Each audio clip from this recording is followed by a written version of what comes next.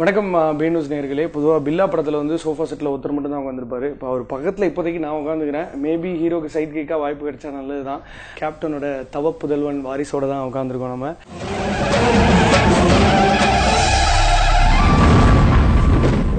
Pass, உங்களுக்கு என்னன்னு தெரியும்னு தெரில. நாங்கள் வந்து சின்ன வயசுலேருந்து பல படங்கள் பார்த்து பல விஜயகாந்த் ரசித்து வந்தவங்க. இந்த புலிக்கு பிறந்தது பூனையாகுமான்றதை சொல்லியே நம்மளை பாடாப்படுத்துவாங்க. ஏன்னா சச்சினோட பையனுக்கு தான் தெரியும் சச்சினோட பையனாக இருக்கிறது எவ்வளோ கஷ்டம் அப்படின்னு. ஸோ ஒரு பயங்கரமான ப்ரெஷருக்கு நடுவில் ஒரு மொதல் படம் வந்துட்டுருக்கு, சகாப்தம். ஸோ எப்படி ஃபீல் பண்ணுறீங்க? First feels good. எனக்கு கண்டிப்பாக பயங்கர ப்ரெஷர். ஏன்னா அப்போ எனக்கு வந்து ஃபஸ்ட்டு படம் இப்போ நான் ரிலீஸ் ஆக போகிறது சுற்றி ஆடியன்ஸ் எல்லாரும் அப்பாவோட 100வது படம் கேப்டன் பிரபாகர் ரேஞ்சுக்கு தான் பார்ப்பாங்க. ஸோ அந்தளவுக்கு நான் ஓரளவுக்கு பண்ணியிருக்கேன். அந்தளவு அவங்க எக்ஸ்பெக்டேஷனை வந்து ஃபில் அப் பண்ணுற மாதிரி பண்ணியிருக்கேன். படம் நல்லா வந்திருக்கு. இப்போ கம்பெனி விட்டு கட்டுமரம் மாதிரி நடிக்கணுன்றது சின்ன வயசுலேருந்தே it was thought in you are Vijayakanth சாரோட பையன்றதுனாலயா? இல்லை அப்படி இல்லை. நான் வந்து மேபி அது சின்ன வயசுல இருந்தனால அப்பாவை பார்த்தனால மேபி இன்ட்ரெஸ்ட் இருந்திருக்கலாம் சின்ன வயசில். நான் இப்போ விஸ்காம் படிச்சுட்டு இருந்தேன். ஒரு ஃபோட்டோகிராஃபி காம்படிஷனில் ஜெயிச்சது அப்பாட்ட சொன்னேன். பார்த்துட்டே இருந்தார் என் ஃபோட்டோஸில். சரி நடிக்கிறியா அப்படின்னாரு. சரி ஓகே நான் நடிக்கிறேன் அப்படின்னு. அதுக்கப்புறம் தான் ஆரம்பிச்சது அப்பா பிளான் பண்ணுறது, டிசைட் பண்ணுறதில்ல. ஏன்னா அப்பா வந்து மெயினாக நாங்கள் படித்து முடித்து டிகிரி வாங்கணும் அப்படின்னு அது குறிக்கோளாக வச்சுருந்தது. பொதுவாகவே அவருக்கு வந்து முன்கூட்டியே இதெல்லாம் ட்ரெண்ட் ஆக போகுதுன்றதை அவர் முன்னாடியே செய்யக்கூடிய ஒரு ஆள். ஸோ ஃபார் எக்ஸாம்பிள் இங்கே நடிகர் சங்கம் வந்து பல கடனில் இருக்கும்போது மலேசியாவில் கூட்டு போய் முத ப்ரோக்ராம் பண்ணது அப்போ தான். ஸோ அதே மாதிரி பொட்டன்ஷியல் டேலண்ட்டை வந்து பயங்கரமாக ஐடென்டிஃபை பண்ணுவார். ஏகப்பட்ட பேரை இன்ட்ரடியூஸ் பண்ணியிருக்காரு. ஸோ தன்னோட பையனை இன்ட்ரடியூஸ் பண்ணும்போது டெஃபினட்டாக பையன் வந்து நடிச்சிருவானா, படத்தை ஃபுல் ஆஃப் பண்ணிடுவானான்ற ஒரு எண்ணம் அவர் மனசில் இருந்து அதை நீங்கள் ஜெயிச்சாதான் இந்த வாய்ப்பு கிடச்சிருந்துருக்கும். ஸோ படம் பார்த்ததுக்கப்புறம் என்ன சொன்னார்? இல்லை அதான் அப்பா இது வரைக்கும் எனக்கு எந்த கமெண்ட்ஸும் கொடுக்கல. அப்பா வந்து மற்றவங்க கமெண்ட்ஸ் கொடுக்கணும், அப்புறம் நான் என் கமெண்ட்ஸை பற்றி பேசுகிறேன் அப்படின்ட்டார். ஓகே, அவரோட தாக்கம் எப்படி இருந்திருக்கு உங்களோட நடிப்பில்? அப்பா வந்து எனக்கு எதுவும் பெருசாக அவர் என்ன சொன்னார், நானே கேட்டிருக்கேன்.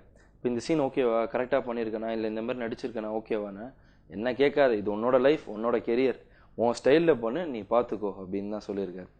ஸோ ஒரு பேக் போனால் எனக்கு சப்போர்ட்டிவாக அங்கே வந்து எனக்கு வந்து இந்த ஃபியர் ஃபீலிங்கோ இல்லை வந்து சுற்றி இருக்க ஆளுங்கெல்லாம் புதுசாக இருக்கிற மாதிரியே இருக்கக்கூடாதுன்ட்டு அப்பப்போ வந்து நிப்பாரு, பாப்பாருக்கு போயிடுவார். அதுக்கு மேல பெருசா இன்டர்ஃபியர் ஆக மாட்டார்.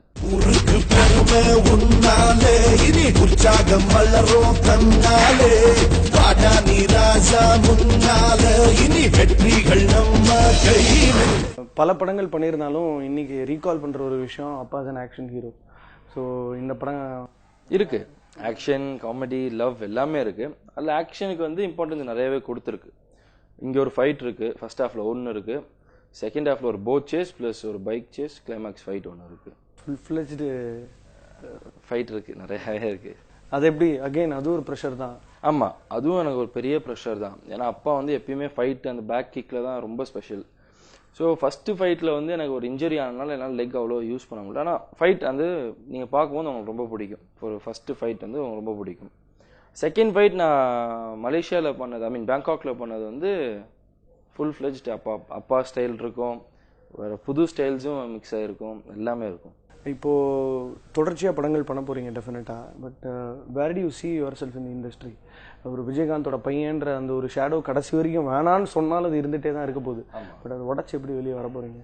அதுக்கு நான் ரொம்ப போராட வேண்டியது இருக்கும். ஏன்னா அப்பா பேரை காப்பாற்றணும், அப்பாவோட அதிகமாக பண்ணாதான் அதை உடச்சிட்டு என்னால் வெளியே வர முடியும்.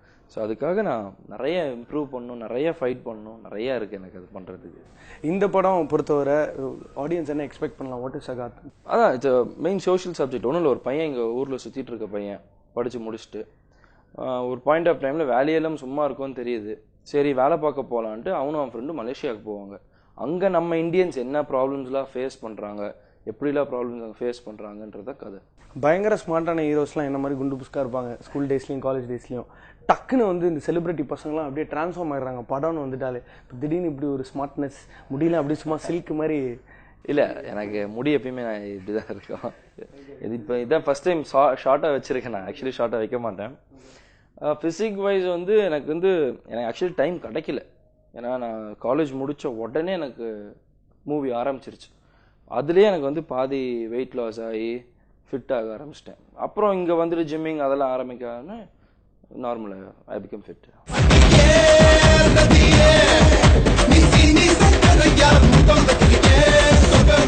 ஆரம்பமே ஆகலாம்டா. ஃபேண்டாஸ்டிக். இப்போ கமிங் பேக் டு சகாப்தம், ஸ்பெசிஃபிக்காக அப்பாவோட ஏதாவது ஒரு ட்ரேட்மார்க் சீன் ஏதாவது இருக்கா, நீங்கள் அதை திரும்ப ரெப்ளிகேட் பண்ணுற மாதிரி? ஏன்னா கிளாட்லி இண்டஸ்ட்ரியில் வந்து அப்படியே வம்சாவளியாக வந்திருக்கு. ஸோ கண்டிப்பாக மொதல் படம்ன்றதுனால ஏதாவது ஒரு சீன் இருக்கு, அது நீங்கள் படத்தில் பார்க்கும்போது உங்களுக்கு அது தெரியும். ஒரே ஒரு சீன் இருக்கு. ஓகே, இப்போது என்டர்டெயின்மெண்ட் தான் படம் அப்படின்னு நிறைய பேர் தப்பாக புரிஞ்சுட்டு இருக்காங்க. ஸோ சகாப்தம் எந்த அளவுக்கு மக்களை என்டர்டெயின் பண்ணும்? இருக்கு, ஃபுல் அண்ட் ஃபுல் படம் காமெடி. ஜெகன் சார் வந்து ஸ்டார்டிங்லேருந்து கிளைமேக்ஸ் வரைக்கும் வருவார். நடுவில் வந்து பவர் ஸ்டார் சார் வராரு, சிங்கம்புலி சார் வராரு. ஸோ படம் ஃபுல்லாக காமெடி ட்ராக் இருக்குது. ஃபுல் படம் காமெடி ட்ராக் இருக்குது. நடுவில் லவ் இருக்குது, சாங்ஸ் இருக்குது, ஆக்ஷன் சீக்வன்ஸ் இருக்குது. ஸோ ஃபுல் கமர்ஷியல் மூவி இது. பாமர மக்களை, கிராமத்து மக்களை விட்டு கொடுக்காத ஒரு ஆக்டர் உங்கள் அப்பா. ஸோ இந்த village factor, village full and full village. நானே இந்த படத்தில் வந்து ஃபஸ்ட்டு போர்ட்ரே பண்ணுறது ஒரு புவர் வில்லேஜ் பாயாக தான் போர்ட்ரே பண்ணியிருப்பேன். சாதாரண ஒரு விவசாயி பையனாக தான் இருப்பேன் நானும். ஸோ ஃபர்ஸ்ட் ஹாஃப் வந்து வில்லேஜில் தான் இருக்கும். அங்கே என்ன ப்ராப்ளம்ஸ் ஃபேஸ் பண்ணுறாங்க, அவங்க எப்படிலாம் இருக்காங்கன்னு தான் ஃபர்ஸ்ட் ஹாஃப் வரும். Very nice, very nice. So இந்த படம் கண்டிப்பாக உங்களுக்கு வெற்றியை கொடுக்கணும். உங்கள் அப்பாவோட நீங்கள் பிஸி ஆகணும், நிறைய படங்கள் பண்ணணும். ஏன்னா பையன் வீட்லேயே இல்லைன்னு அவர் யோசிக்கணும். So thank you so much for your time and all the very best. Thank you.